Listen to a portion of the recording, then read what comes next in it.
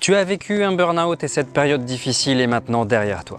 À la suite d'une épreuve traumatisante, on n'est plus la même personne. Certains vous diront même que ce qui ne nous tue pas nous rend plus forts.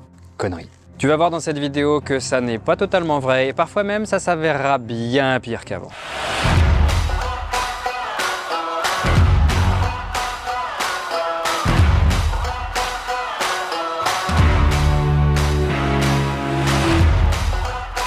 Salut, c'est Théo Duverger, coach professionnel, expert en burn-out et fondateur du programme Quick Change. Alors, c'est quoi la vie après un burn-out? De quoi sera fait ton futur? Plus fort, ok, mais avec des séquelles. Un burn-out, c'est un traumatisme et plus celui-ci aura été long et plus les séquelles vont être profondes.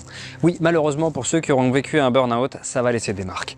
C'est pour ça qu'il est important d'en connaître les symptômes, déjà pour le détecter tôt et pour ne pas le confondre avec une fatigue passagère ou une simple dépression. Et le détecter, c'est pas tout, Tu auras en plus besoin de bien le soigner en faisant appel à des professionnels qui connaissent bien le burn-out. Alors, quelles sont les conséquences d'un burn-out? Tout d'abord, il y a des séquelles physiques, des problèmes musculo-squelettiques vont pouvoir apparaître, c'est-à-dire des douleurs, de la lourdeur et même de la raideur au niveau du corps. Il y a aussi des problèmes cardiovasculaires, c'est-à-dire les problèmes de cœur, des vaisseaux sanguins, et puis ensuite, il y a aussi les séquelles cognitives. C'est les troubles de la mémoire, de la logique et de la concentration. Et enfin, les séquelles post-traumatiques, dans le cas où tu aurais subi un harcèlement moral, c'est-à-dire que les situations qui te replongeront dans l'expérience vécue, ça peut être par exemple une personne qui ressemble à ton boss, le simple fait d'entendre le même son de notification que tu avais l'habitude d'entendre, ça peut te remettre dedans complètement. Sous le driver dépêche-toi, par exemple, tu as pu garder le réflexe de travailler vite et bien, même quand il n'y a aucune pression. Un nouveau rythme de vie, tu n'es plus la même personne et le temps de guérison peut être long, voire très long. Et au début, tu vas devoir t'adapter à un nouveau rythme de vie. Tu vas devoir accepter d'y aller mollo, plus doucement, du moins au début. La fatigue, elle est encore là. Et puis, il y a aussi les troubles cognitifs. Troubles de la mémoire, de la logique, de la concentration. Pour faciliter ton retour au travail, tu peux demander à ton médecin du travail un allègement de la charge de travail. Il est hors de question que tu retombes en burn-out, dans l'épuisement, dès ton retour au travail. N'oublions pas que c'est pas juste une fatigue passagère, le burn-out. Ça serait tellement simple. Un petit repos, ça suffirait. Et c'est dans ce sens qu'il va être important aussi de dormir suffisamment, de trouver des moments dans la journée pour se reposer, se ressourcer. Des activités de relaxation. Oui, ça peut être une bonne idée aussi. Ça aide à ralentir les pensées et donc à réussir à se reposer.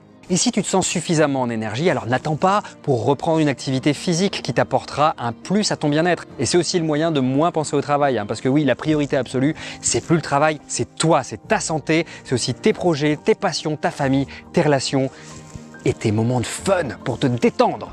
Connaître la recette pour ne pas remanger 100 fois le même plat. Il y a une étape importante pour réussir à tourner la page de ce burn-out. C'est une étape douloureuse, mais elle est nécessaire si tu ne veux pas rechuter. T'imagines, tu reviens un burn-out encore et encore et encore, ce cauchemar?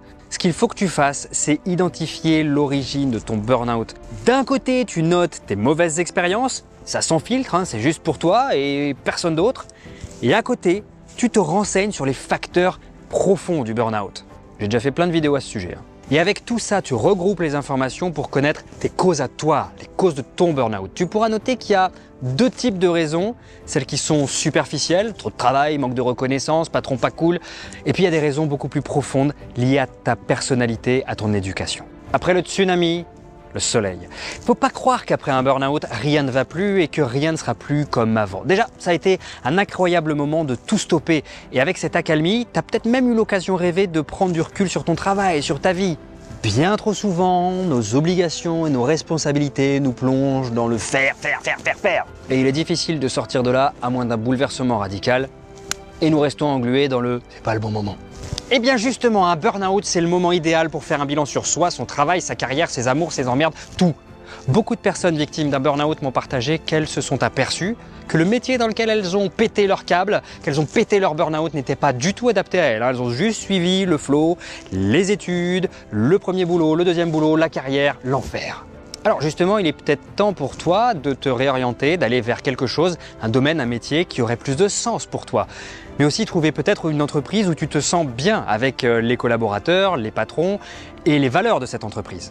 Car ce que le burn-out te permet, c'est de flairer les bonnes ambiances de travail. Et que désormais, si tu sens qu'on t'en demande trop, qu'on veut te mettre dans des conditions de travail qui sont absolument ingérables, il y a tous les indicateurs qui se mettent en alerte. Et là, ça sera le moment de réagir et d'arrêter de subir.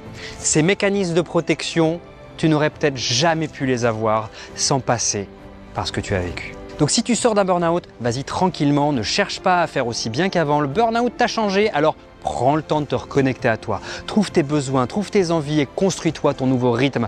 Prends du temps pour avoir du recul, analyser ton passé, ce que tu as vécu. Prends du temps pour te recharger, regarder vers ton avenir, les changements que tu souhaiterais avoir. Car attention, je rencontre beaucoup de burn-outés qui font des rechutes, beaucoup. Et c'est pas parce que vous avez fait un burn-out que vous ne pouvez pas en faire un autre. Alors, regarde bien ce qui a été les causes de ton burn-out et fais un travail sur toi. Le burn-out, ça peut être aussi un vrai tremplin pour revoir sa vie de A à Z et la façonner telle qu'on l'aimerait réellement. Et plusieurs fois déjà, j'ai pu entendre que grâce à leur burn-out, des personnes ont réussi radicalement à changer de vie pour aller vers quelque chose de plus harmonieux, de plus aligné avec leurs valeurs et puis avoir un meilleur équilibre de vie pro et perso. Cette vidéo t'a plu, mais alors t'es crevé, bon bah c'est normal, t'es peut-être dans situation de burn-out, donc si tu veux vraiment t'en sortir, tu cliques sur le lien qui est sous la vidéo juste là, et puis je te retrouve de l'autre côté dans la conférence en ligne que j'ai faite pour toi, les 6 étapes pour quitter définitivement le burn-out. Je te dis à tout à l'heure.